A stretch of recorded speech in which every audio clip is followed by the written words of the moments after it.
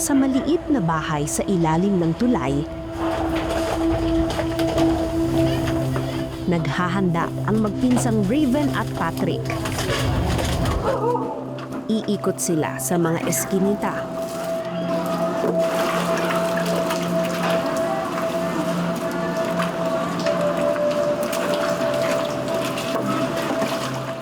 Papalaot sa tabing dagat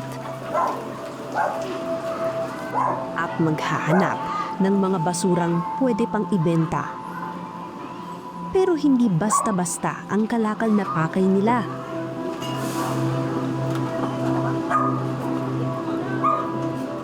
Pag sinuswerte kasi, may sorpresa na tumatambat sa kanila. Mga pahina na tila kasing halaga ng ginto para sa mga batang nagsisikap iahon ng sarili mula sa hirap.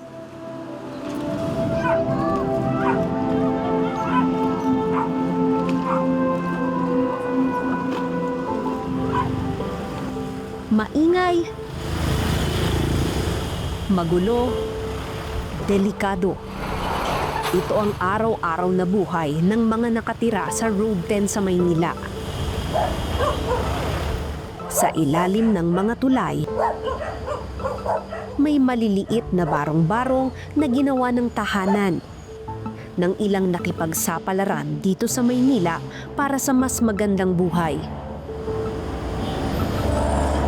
Isa itong Mel Lopez Boulevard o kilala dati bilang R10 sa mga pinakadelikado na kalsada sa buong Metro Manila. Pero yung bahay na pupuntahan kasi natin nandun sa gitna ng tulay sa gitna. Kaya kailangan natin na makipagpatintero dito sa mga naglalakihang truck para makapunta doon.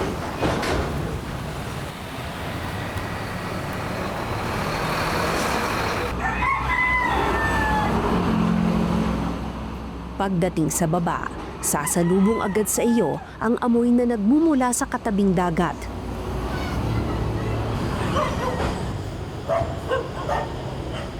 Dito nakatira ang magpinsang Raven at Patrick kasama ang kanilang lola. Tao po. Tao po. Hello po. Wala pang 8 metro kwadrado ang munting bahay ng pamilya. Tuwing may dumaraang truck, ramdam na ramdam dito sa ibaba. Umaalog nga po tayo kapag may dumadaan. Maalog po. Maano to pag malalaking truck? Oh, ayan nga po. Ayan po. Oo. Kala mo lindol. Oo. Nakakatakot kung saan nakakatakot talaga. Kaya pag binuksan niyo yung mga dam dito, ang laki ng tubig hanggang dito sa kilikili. Hanggang dito po sa taas, abot? Hindi naman. Ngayon, kaya pinataasan namin to para hindi umabot na. Abot ito kung ano, yung mababa pa. Pag binuksan ng mga dam, lakas ang tubig. Opo. Bunso sa 8 magkakapatid, ang 13 anyos na si Raven. Sanggol pa lamang siya nang kunin ng kanyang lola. Namatay kasi ang tatay niya at ang kanyang ina, wala nang kakayahang alagaan siya. Yung bata, pinabayaan daw, nasa planggaan na lang. Pag may dumadaan, binibigyan na siya ng sitsiriya sa planggaan, ayun lang ang pagkain niya. Tinalian lang yung planggana. Yan. Tapos, ayun, naisip na namin, kuhain na talaga siya. Kinupkup din ni Lola Virginia ang apong si Patrick, 14 na taong gulang at ang kapatid nito nang maagang maulila. Papunta si Patrick sa akin.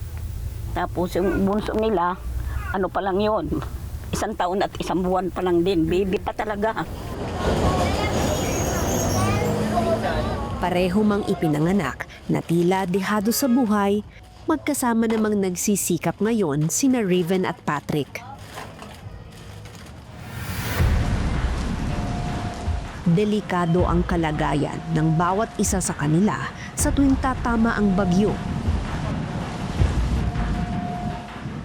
Subalit kasama ng unos, umaagos din papunta sa bahay ng magpinsan ang sandamakmak na basura. Pero kung problema ito para sa iba, para sa magpinsan, katumbas nito ay pera. Dahil kapag may bagyo o simpleng malakas na ulan, biyaya ang turing nila sa bawat basurang pwede pang ibenta. Pag may nakikita po kaming kalakal, pag malayo po yung kalakal, tinatalong po namin. Tapos kumukuha po kami ng sako. Bawat pagtalong po namin, nakakuha kami ng kalakal. Aahon po kami para ilagay po sa sako. Yung mga kalakal, anong ginagawa ninyo dun? Binibenta po namin, tapos pinipilian. Oo. Magkano kinikita nyo dun? Makikita na lang po, 50 or 100. Malaki na rin. Oo. Tapos saan nyo ginagamit yung perang yun? Inaano po namin, pinapibili namin po ng pagkain. Tapos minsan, pinapambahan po namin.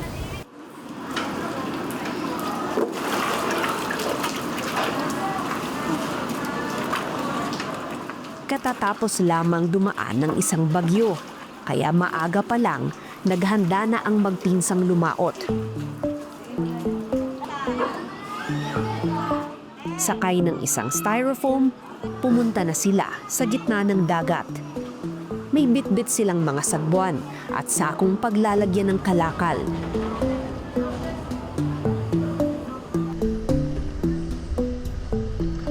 Pagdating sa mababaw na bahagi ng tubig, lumusong na si Raven para mamulot ng basura.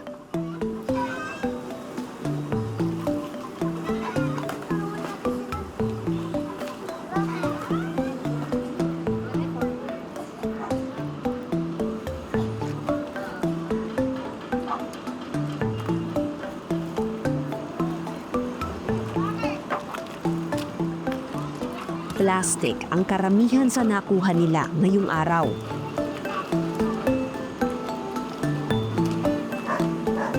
May ilan kaming inabutan na nangangalakal din.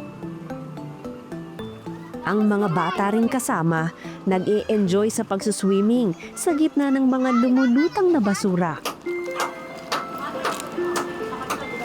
Kabagyo po kasi, araan. Kawakas-wakas yung mga sa mga ibang gamit nila nakukuha na.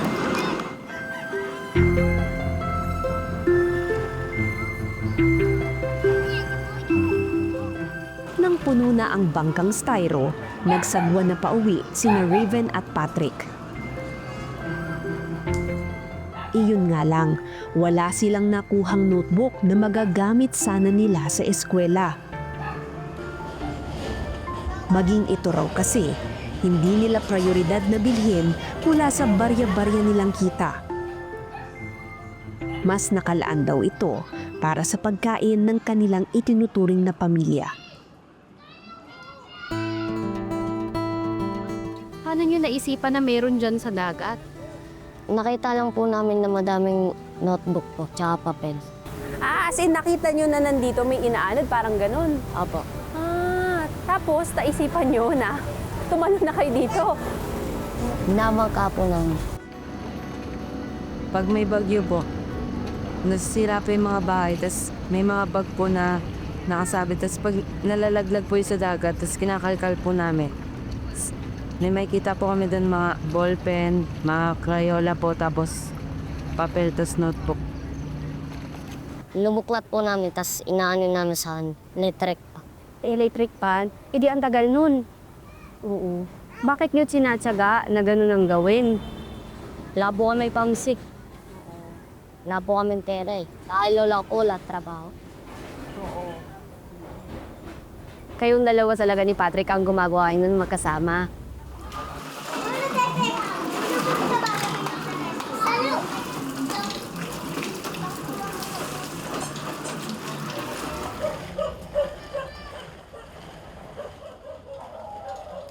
Pagkatapos mamasura, gagayak na ang dalawa para pumasok sa eskwela. Nag-aaral ngayon sa Alternative Learning System o ALS ang magpinsan. Pati sa mga gamit sa eskwela, hati ang dalawa. May iisang bag sila na gamit noon ng lola nila. So yan po yung mga module. Ito po lahat na nasulat po, kaya naubos na po yung mga papel. May 4 na notebook sila. Isa rito, napulot nila noon sa dagat. Ang kwaderno kasi na ginagamit nila, writing notebook na pang high school na katulad nito. Ito yung notebook na nakuha daw nila sa tubig. Parang okay naman siya, natanggal lang yung harapan niya. Yung papel, Ayan, nakikita niyo lang, parang tumatagos yung ink sa likod. Merong ganyan, no? Hindi kagaya nitong mga notebook na, kumbaga, nakuha lang nila, galing sa mga nagbigay sa kanila. Ano siya, ito lang ang may sulat. Itong nasa kabilang page, hindi mo na masyado makikita. Ito parang tumatagos siya, so merong parts na medyo mahirap mo na basahin kasi parang nag-overlap yung ink. Yan. Pero kung matyaga ka, magagamit mo pa naman siya. Ilang notebook ba dapat meron kayo? Alam ko po, isa-isa po, isa pong math, isa pong sci. Wala po eh. Halo-halo na lang din po kasi yung pinag-aano na. Pero dapat isang math, isang Filipino, English. Tatlo dapat. Science po. Science, so 4. So dapat tig-4 kayo na notebook. Pero ang nagagamit niyo lang talaga ngayon ay 4. Sinasabi na lang po din namin kay sir na wala po kaming notebook. Pinag-aalo na lang po namin yung sa isang notebook ng science, Filipino ko. Pero salat man sa gamit, pinupunan nila ito ng kasipagan.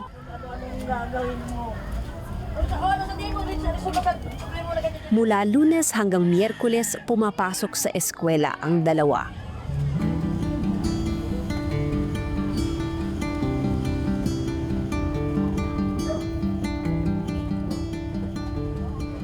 Pati ito, pahirapan dahil 1 o hanggang 2 oras ang nilalakad nila mula sa bahay. Kung sasakay raw kasi sila ng tricycle, gagastos pa sila ng 100 pesos. Tig 20 pesos ang baon nila, sapat lang para pangkain. Eh bakit nagtsatsaga pa rin kayo na pumasok sa school? Gusto po kasi namin makapagtapos. Sinasabi rin po kasi ni sir, kailangan po namin makapag-exam para makapasa po kami.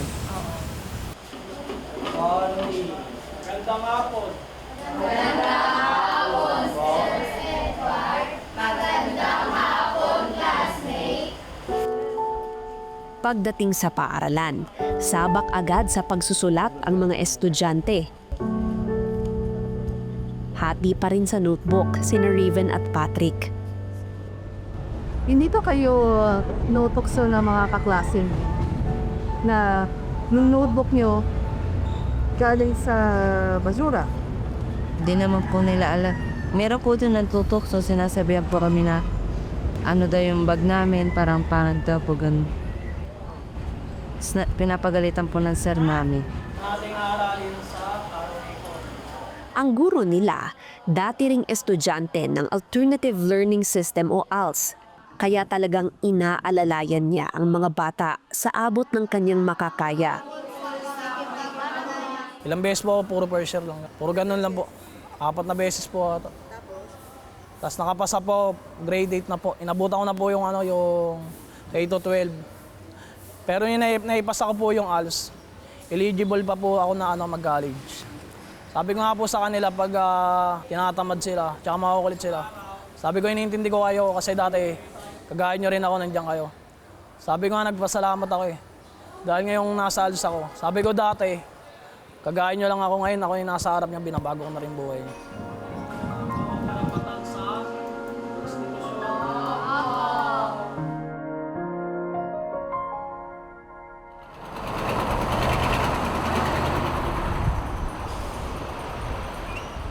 Kapag walang pasok sa paaralan, nangangalakal ang magpinsan kasama ang tsuhin nila.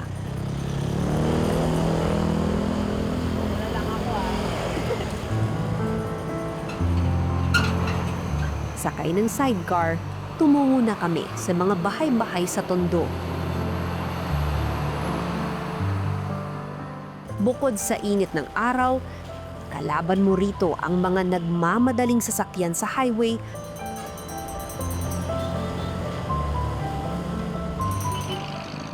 at ang matinding polusyon.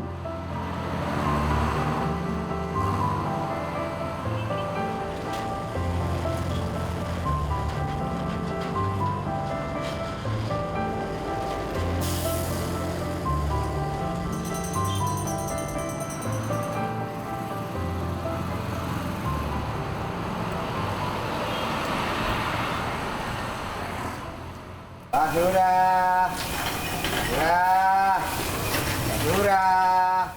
marating namin ang mga eskinita. Nagsimula na kaming maghanap ng basura.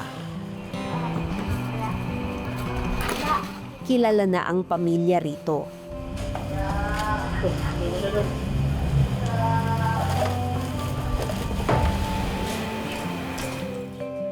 Yun nga lang, naunahan na sila ng ibang namamasura.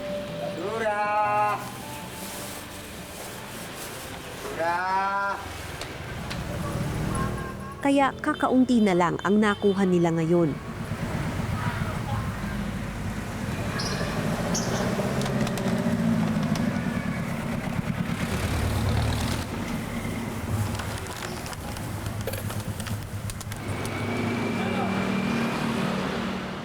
Nang puno na ang mga sakong dala nila,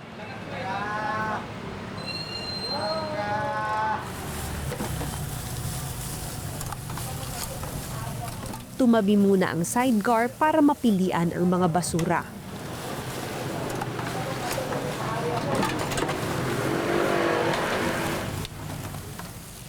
Ito ngayon kuya, ano pong gagawin dito? Ito po. Tatapon na po. Tapon na po ito. Ito po, Yung mga kalakal ko na iniipon ko namin. oo.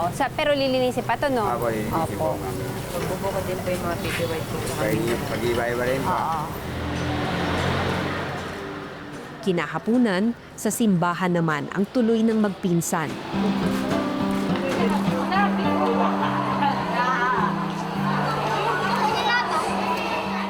Pagkatapos magsimba, may outreach dito. At binibigyan ng tigatlong kilong bigas ang mga pumunta. Be, saan ka? Nakapila ka? Nakapila sila. Pila. Kaya mahaba ang pila para sa bigas.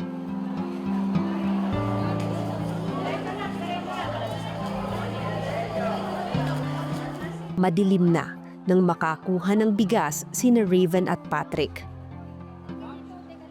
Makauuwi na sila at makakakain matapos ang isa na namang mahabang araw. O tara, Bili, para maluto na yan. Makakain na kayo. Halika na.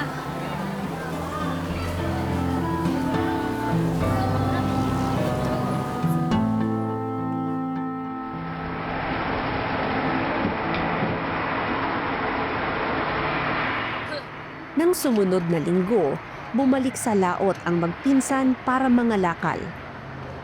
Mas kalmado ang dagat ngayon.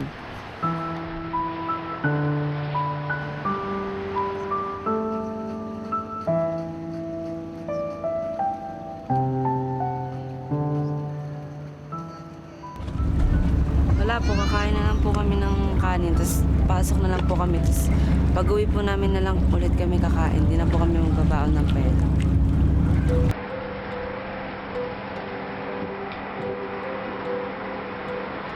Dahil kalmado ang dagat, nagawang lumusong ni Raven sa tubig.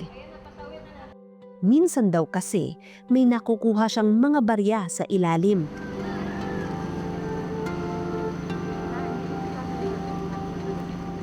Bukod sa kakapiranggot na halaga lang kadalasan ang kanilang nakukuha, hindi nila ito pinagbubuhusan ng oras.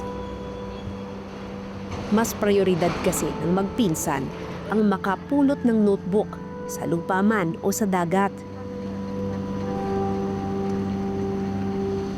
Dahil walang gaanong basurang lumulutang, umahon na rin ang magpinsan.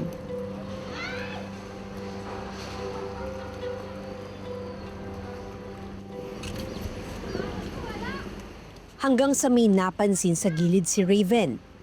Isang piraso ng papel ang nakahimlay sa batuhan. Nang mahawakan ito ni Raven, hindi nila ito magagamit kahit na pang scratch paper kasi may sulat na.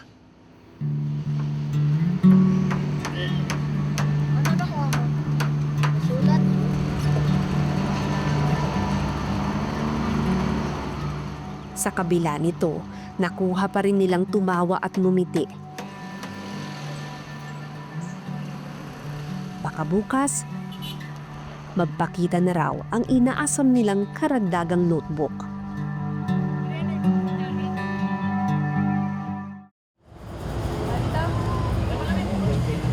Global Media Award. Nang balikan namin ang magpinsan, magandang balita ang ibinungad nila sa amin.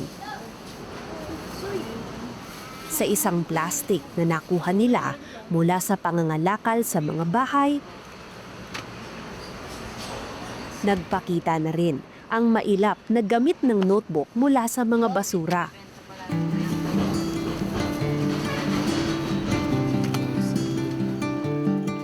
At kung tila inalat sila nitong mga nakaraang araw, 4 sa mga ito ang magagamit pa. Sakto sa kailangan nila para hindi na maghati pa sa pagsusulat ng mga aralin. Hapon po, doon po sa pinanguwaan po natin ng kalakal. Nakabalot po sa may plastic na boto. Tapos yung plastic na po, ito, nakalagay po sa sako po. Nalukot po namin, dapat tatapon po namin plastic, kinalkal po namin. Akala po namin puro ganito lang po. Tapos may nakita po kami po. Tapos ginawa po namin. Yung may mga sulat po tatanggalin na po namin pag may space pa po. Pero pag wala na po, tatapon na po namin. Kasi hindi na po na magaga.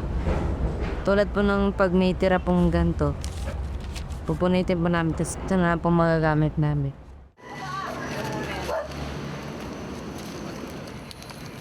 Inalis nila ang mga pahinang may sulat na. At galing man sa basura, malaking biyaya na ito para sa kanila. Masaya po. Naisip ko po may magagamit po ako. Gaano man kahirap ang buhay, hindi ko ito kailanman nakitang lumitaw sa mukha ng 2 bata. Inisip ko po pag ganun din pa inisip ko na sila po, din na po nila kailangan mamasura. Kasi sila po may mga kaya po sila eh. May kaya rin naman po kami pero di po namin, wala po sa system na baminigan yung panggastos po namin sa bahay, sa padiadyo po sa pagkain. Hindi pa agad maibibenta ni na Raven at Patrick ang mga nahanap na kalakal. Pero siguro nga, kapag marunong kang magpasalamat sa maliliit na bagay, mas dumudoble ang biyaya. Pagbalik sa paaralan, may feeding program at mga regalo para sa mga estudyante mula sa isang non-government organization. Lahat sila masayang nakatanggap ng mga bagong notebook. Kwento ni Patrick, ito ang unang beses na may nagbigay sa kanila ng school supplies na nooy iniaasa lang nilang lumitaw mula sa mga basura. Kaya excited silang gamitin ang mga ito. May espesyal din silang aktibidad ngayong araw. Gagamit sila ng computer. So, i-click ninyo yung icon ng Microsoft. Ang mga pinapayo ko po lagi sa kanila, kung ano man po yung nararanasan nila ngayon, go lang po. Tapos wag nilang papabayaan yung pag-aaral nila. Kasi yung pag-aaral, malaking susi yan, malaking factor sa buhay natin yan. Para mabago nila yung estado nila sa buhay. Hindi man yung estado, yung ano nila, yung antas nila rito sa lipunan, mababago talaga nila pag natuto sila.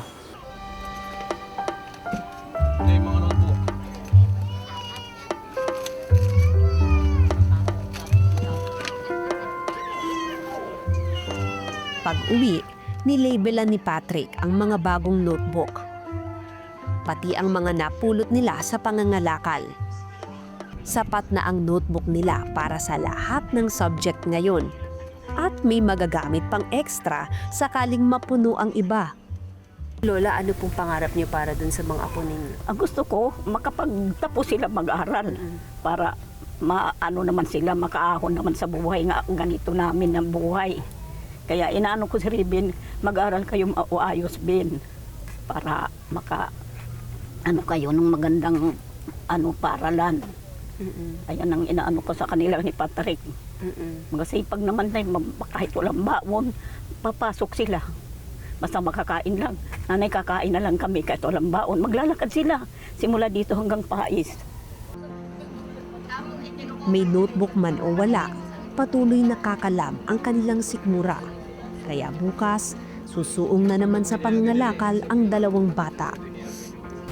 Minsan po pumapasok kaming walang baon. Pero kumakain naman po kami. Wala po kami baon, di po kami nagre-recess. Pag sinasabihan po kami ng sir namin na mag-recess kami, sabihin na po namin, sir, ay po namin pumili. Tapos minsan po may tira po ng pagkain yung seat namin. Binibigyan po kami mga haras. Tapos nag-ati po kami.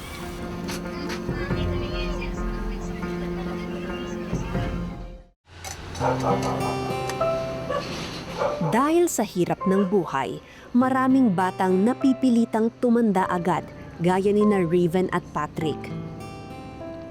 Bakit tinatsaga ninyo ni Patrick na ang hirap pumasok sa school, ang hirap kumuha ng gamit? Bakit talagang pinipilit niyong mag-aral? Gusto po namin makapagtapos. Gusto po namin maabot yung pangarap namin. Oo. Ano bang pangarap mo? Sundalo po. Magtatrabaho po. Tapos pangarap ko lang din po, naging teacher po para makatulong po sa mga batang gusto makapagtapos ng pag-aaral. Pero bukod sa maging sundalo't guro, may mas malaking pangarap ang magpinsan. Kahit makakatulong na lang po sa nanay ko. Tulungan ko po yung lola ko. Mabawi po ako sa kanya at mga tinulong niya sa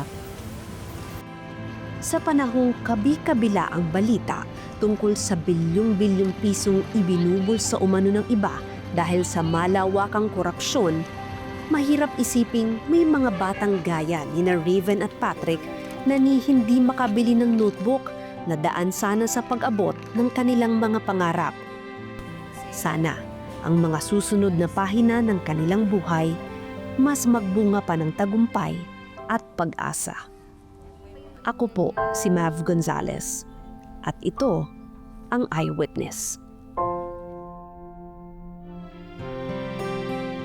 Ako po si John Raven Enriquez. Ang pangarap ko po ay pulis at maging taekwondo at mahilig din po ako mag-computer at gusto ko rin po na tumulong sa pamilya ko.